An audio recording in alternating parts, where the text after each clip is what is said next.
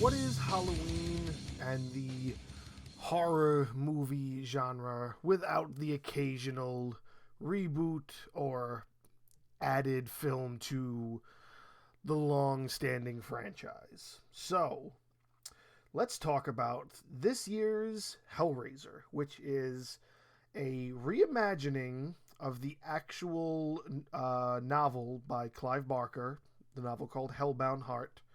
It's a reimagining of that actual story for more modern times. It's sort of looked like a reboot, but it is just meant to be more of along the lines of this reimagining, as I said. But now this is also the, I want to say, 10th or 11th film in this series of films. You got Hellraiser, you got Hellbound, Hellraiser 2, 3, Bloodline Inferno. I know 2005 they came out with two Hellraiser films. They came out with one as recently as 2018, and I think one between the 2005 and 2011. So there's something like 10 or 11 films. I have them. I don't remember what all their names are.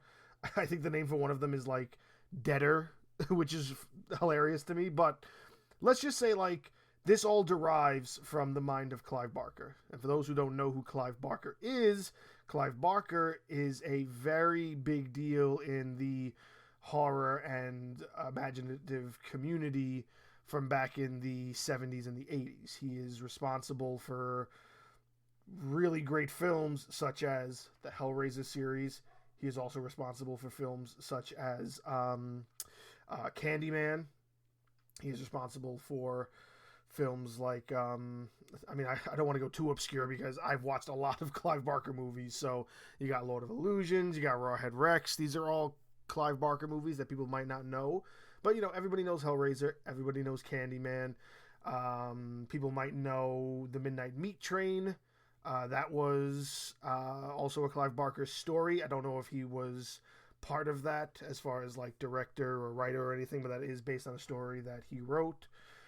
There's also Nightbreed. Nightbreed's a great one. That's Clive Barker. I think that's him writing and directing as well. That's a fantastic movie. I actually don't know if that's based on a book. I think that's actually just his screenplay that he decided to direct and make a movie. That's a fantastic film in and of itself.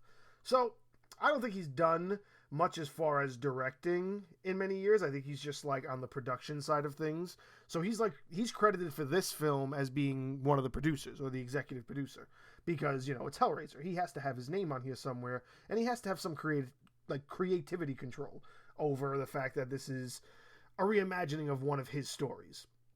And one of his more out there stories, I would say. I mean, I know I'm talking about the same guy who made Rawhead Rex, which was very much out there, but Hellraiser is definitely an interesting concept. Now, when it comes to this reimagining, it's good, but it's good for those who are willing to go into it and understand that, yes, this is going to be different.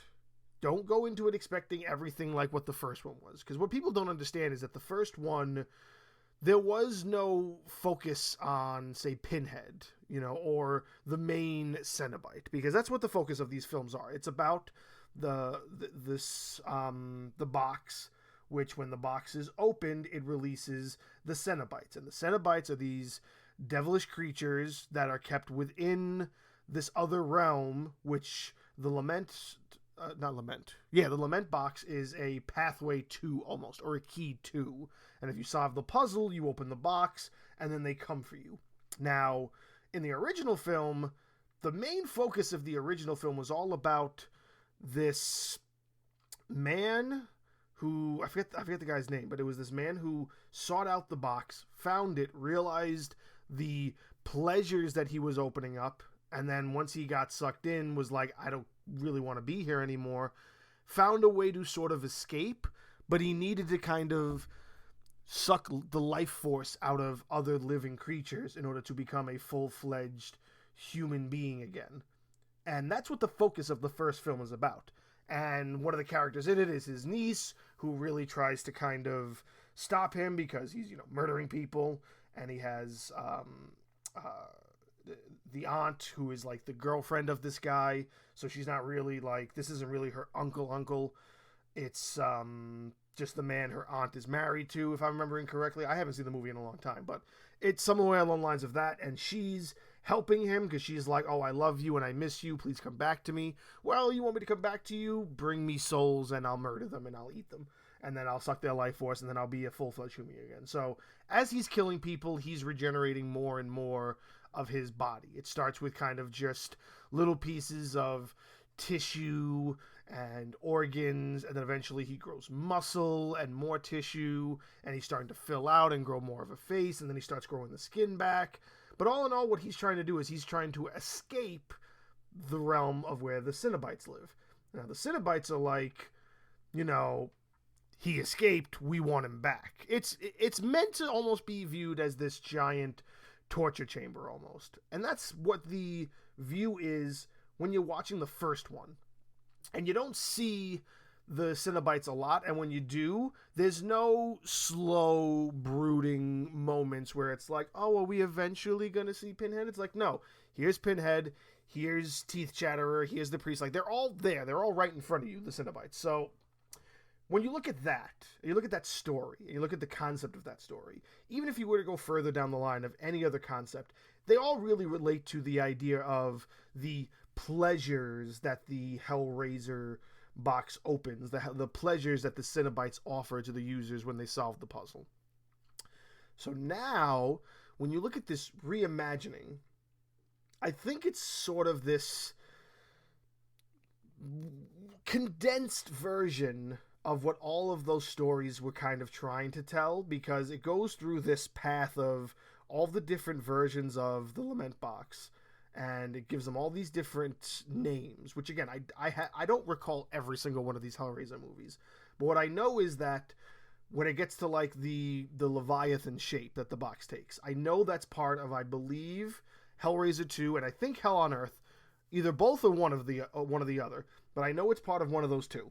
Now, the other forms, I don't recall if they are involved in the other films, but maybe this is what they're trying to do. They were trying to condense it into, oh yeah, here are the Cenobites, but what it really is there's this other concept where they don't just grant you their pleasures, they also grant you this wish when you're able to solve the puzzle and get to it, and get to the Lament box's final form, so to speak. So what happens is this unfortunate girl, this unfortunate woman, finds herself in a situation where not only is she an addict, but she has to go rob this tanker, and that's how she discovers the box, and then she gets obsessed with the box, and she realizes, oh yeah, the box is killing people, and how do I stop it? And so it's almost like you don't. Once it gets started, you have to like flow through everything. So when you're following the movie, there were certain things that I did appreciate. I appreciate the love it showed towards the franchise. Because again, I do think what it was going for was this idea that it's meant to be this condensed version of all these stories. And it's meant to tell more of the same story that they were trying to tell across at least half of these films, all in this one film. And it doesn't feel like it's overly populated with too much storyline. It does feel like it flows pretty well and pretty decently for what it's offering. And when you appreciate it from that angle, you also have to understand that there's going to be some things that are just horror movie tropes that you might have to accept, but truthfully, I'm not willing to accept them. I'm not willing to accept the notion that the boyfriend was in on it the whole time. I'm not willing to accept that there are just so many things that are very common in movies like this that are just typical horror tropes and Hellraiser tropes that I was just like, it's poor. It's poor writing to me, and it's poor decision making on making this consistent pattern. Like, be different. Like, allow there to be some sort of difference between what everything else would possibly have done. Like, if you think it's too obvious, you should have gone another route. And I'm sorry, the boyfriend being in on it the whole time and kind of manipulating her to use the box and sacrifice people, like, it's just it's unnecessary. It didn't have to be that way. It could have been this thing where maybe she had to come down to a choice between her and the brother's boyfriend. maybe like just something better than just the boyfriends in on it. It just doesn't make me appreciate the storytelling of what they were trying to go for when you have that kind of a twist ending. And I know that I've read some of the other reviews about this film about how some people were upset about there being a lack of maybe how often you see the Cenobites, which, you know, I can understand. But again, I'm going back to what we got from the first film. And in the first film, you know, Pinhead wasn't the draw. Like, yes, Pinhead became a monumental force in horror film history. Like, he is now a substantial icon that's right up there with Jason Voorhees and Freddy Krueger and Michael Myers and Chucky and the Leprechaun. And yes, Pinhead is right up there for his role in Hellraiser. But when the first movie came out in 1987, that wasn't the plan. And yes, maybe they should have still focused on that a little bit more in this reboot, because now it's like you can't ignore the fact that Pinhead isn't this icon that everybody sort of wants to see. But then again, what they did do with Pinhead in the film was something that I appreciated. I appreciated the fact that the second you start to kind of see the Cenobites, they don't sit there and like dwell on them in the shadows. It's just like visually, and I guess in paying homage to the first film, when you see Cenobites, they're there. You're going to see Cenobites. There is no dramatic pause. There is no dramatic behind the back kind of shadowy silhouette figure type thing. Like, no, when you see Cenobites, you're going to get Cenobites. So I appreciate that, because sometimes when you're thinking about films like this, I already know what I'm coming in here to expect. So we need to get to the point, and we need to not dwell on the idea that you're trying to create some sort of tension. Like, there's already tension in the storyline. The tension doesn't have to come from me waiting for what I'm expecting, being the Cenobites to show up. Like, I'm expecting them to be there. Give them to me. Like, let's not pause this. Let's not dwell on it. I'm already expecting it, so whenever you decide to pop it up and let's move on with it. Like, I like films that get to the point. Now, this does that in some respects, and then it doesn't do that in some respects. But for a reboot and a reimagining, I appreciate it. You know, I really do like what they did with it, you know, especially when it comes to the fact that Hellraiser at this point in time is just really all over the place. You know, the only thing you could say that the Hellraiser series really gave us was Pinhead. And, you know, thankfully we have Doug Bradley to also thank for that. You know, it's not just Clive Barker's imagination. It's also Doug Bradley being the person who's been representing Pinhead. And he's represented Pinhead and being the lead Cenobite, the leader of the Cenobites, for the first, like, 7 or 8 films, something like that. I think he's up there as being one of the 5 actors to portray the same character in a horror film 6 or 7 times in a row. Because I think it's him, it's Robert Englund as Freddy Krueger, it's Warwick Davis as the Leprechaun, so it's those 3. I think the guy who plays Chucky is also up there. And Tobin Bell, who plays Jigsaw. I think it's those 5. I think it's Robert Englund, Warwick Davis, Tobin Bell, the guy who plays Chucky, I can't remember his name off the top of my head, and Doug Bradley. Those are the 5 actors who have played the same character in horror films more than 6 times. So we do have Doug Bradley to appreciate for that, because I've seen him at conventions. You know, he is definitely getting on in age, and I do believe that up to the 2005 films, those were his last ones. He gave us all, you know, the first 7 or 8 films to really establish who Pinhead is as a character. Now, I know there was a lot of heat that whoever played the Pinhead after him, he was getting a lot of heat as well. And I know that the actress who's playing Pinhead now is getting a lot of heat. But I would say this version of the film is probably, in my opinion, at least a lot better than maybe whatever they came out with in 2018 and then 2015, whatever those 2 films were. I know for a fact there was a 2018 one, and there's definitely one that was between the 2 from 2005 and the 1 from 2018. I want to say it was 2011 or 2012, something like that.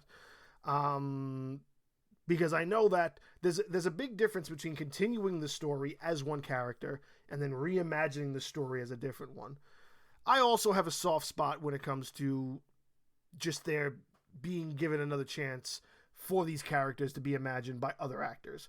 I'm probably one of the few people that praise what's this actor's name? The one who played Freddy Krueger in the Nightmare on Elm Street reboot from 2010. He was also in The Watchmen. He's got a funny name. It's Jackie something. Jackie Hurley or Jackie Haley or something.